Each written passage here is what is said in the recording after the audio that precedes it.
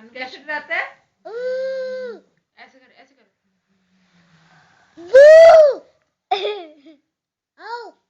बच्चों आज दीदी साथ सोएगा ना? हाँ। और भाई और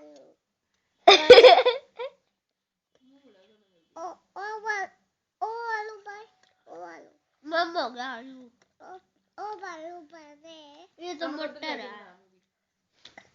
ओ आलू आलू पा आलू पा आलू भाई कभी पारे ना चारों के पारे मत पारे मत मामा थोड़ी सी ममता से थोड़ी सी अग्गो खाइयो मत पारे मत पारे पादे यार बात करती हूँ मत पारे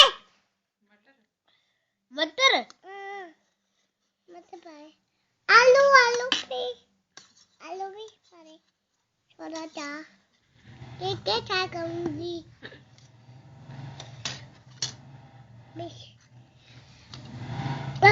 रत्ती दिया भाई रत्ती